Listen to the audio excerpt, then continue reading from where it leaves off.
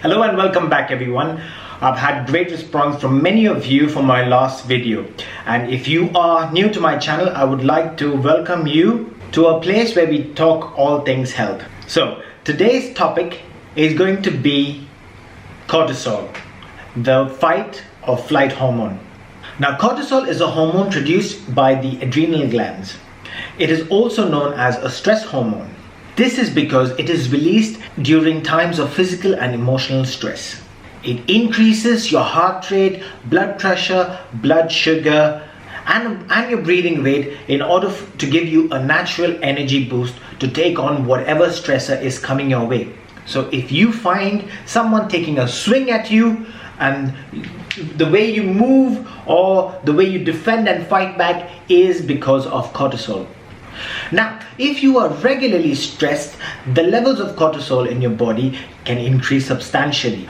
And the symptoms of high cortisol are mood swings, food cravings, brain fog, interrupted sleep, high anxiety, and more. Needless to say, this will have a very negative effect or influence to your body. Diminished bone density, imbalanced blood sugar, high blood pressure, breaking down of your muscles, and also belly fat. It does lead to an increase of insulin. Increase of insulin would lead to us getting fatter. To make matters worse, stress is also being associated with overeating. So, the solution? Well, the solution is to reduce the amount of stress in your life, eat healthier, and several people suggest that a low inflammation diet, which is no junk food, no refined sugars or processed foods, no caffeine, alcohol, saturated and trans fats. So by consuming low glycemic and low inflammatory foods, you will obtain probiotic support. Regular exercise and eating whole plant-based foods exclusively will also help. Going for a walk, listening to relaxing music, spending time with your loved ones and also your pets, gardening, meditation, practicing yoga, therapeutic massages, breathing exercises, Pilates, dancing, cycling, and any other fun activities that keeps your endorphins going is highly recommended.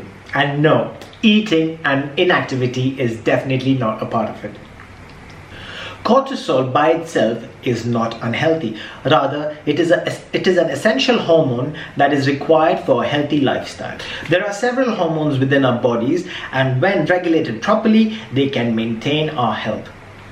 The secret is to be in control of those hormones, so they can never inhibit your health goals. Don't get discouraged by the pressures of daily life. Take control of your health. The benefit to being healthy is long life, and you'll also look great in that process. And now for the topic of exercise, it's flexibility and mobility. This video will be focusing on injury prevention and recovery, and the two most important workout for this is flexibility and mobility. Now for the ones who missed out on our previous video, which had the basic warm-ups for the mobility and flexibility drill, please click on this link. Let's dive into the why. Why do we need to work on our flexibility and mobility? Well, in order for us to understand that, we need to know a little bit about our muscles and our musculoskeletal system. We have three types of muscle: cardiac muscle, smooth muscle, and skeletal muscle.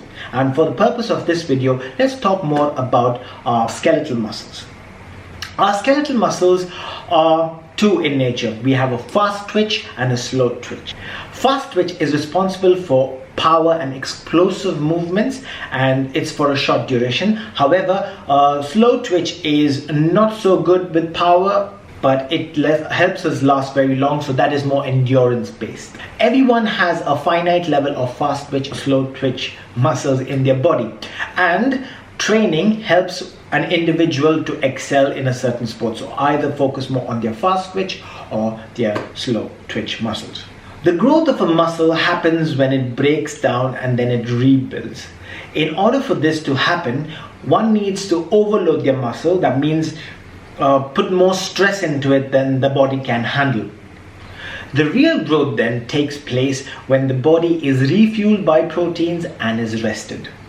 Stretching helps you elongate your muscles and help you relax. That is where flexibility comes into play. Now, since the topic is skeletal muscle, we shine some light on ligaments and tendons. Ligaments join bone to bone and tendons join muscle to bone. Well, as athletes, there are movements which we do which put a high amount of stress on our ligaments, on our tendons and our bones. And in order to keep them strong, we need to work on our mobility. Remember, ligaments and tendons are similar. They are like a band-like structure they do have elasticity, but not too much. So if you snap it, it's going to be a problem. Or if you constantly work on it and put more pressure, there are chances where it has wear and tear, and in order for you to repair that, flexibility and mobility exercises and adequate rest is very essential. Let's now move on to our exercise bit, where I show you some exercises for flexibility and some for mobility. Okay, so we're going to work on our flexibility right now. We're going to do some stretches. What I want you to do right now is to stand up and lean backwards, slightly arch your back. Try and be on your feet, not on your toes, on your feet, and try and keep every hold from now onwards to about 12 seconds. Okay, allow me to demonstrate.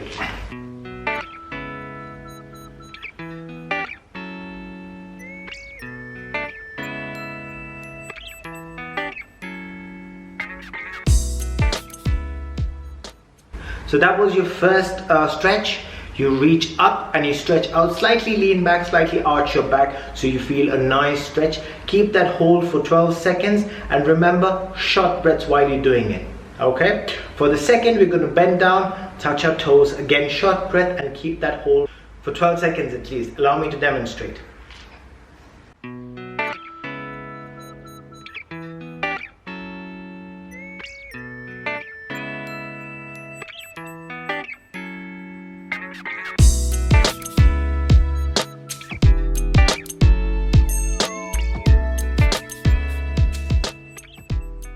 Remember, when you are doing this, yes, you may bend your knees if your hamstrings are a bit too tight, but as you get better, try and keep your knees straight. Also, remember short breath and keep your neck loose. So let it just fall down rather than keep a strain on your neck. Okay, so the third one, which we're going to do, is going to be for the back and is also going to stretch your abdomen. It's going to be the cobra pose. Allow me to demonstrate.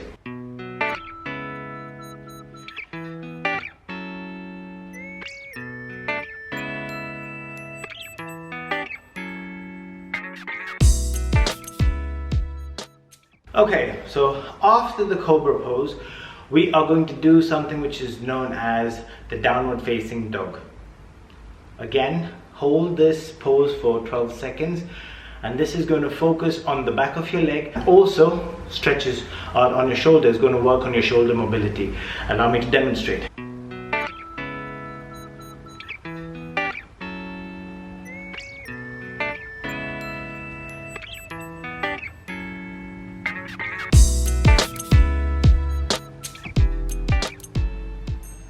We've just completed flexibility and now we're going to go to mobility. For mobility, I'm going to give you 3 basic exercises. One's going to be a bear hold. Okay, so where you're going to position yourself as a bear. Something similar to a plank but in a different way. So allow me to demonstrate.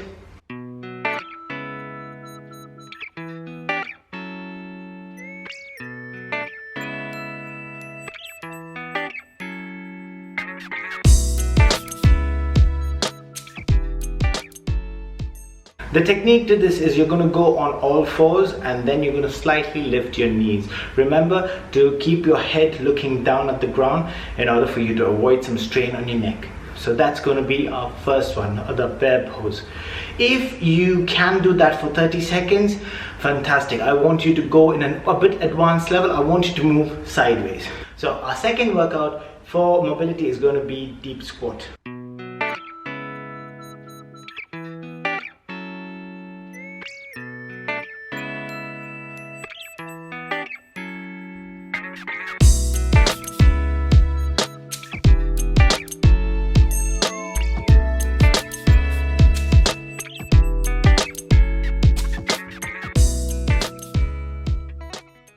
Our third move is going to be the crab hold or the crab movement.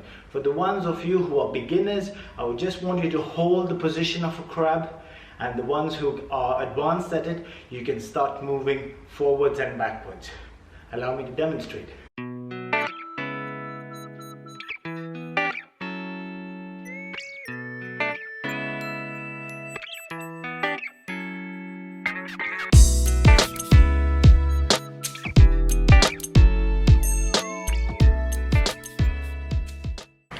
Now remember, if you like my videos, please share it with your friends if they could benefit from it. Like, comment. I'd love to have interactions with all of you to know what exactly you think. You can contribute your ideas as well.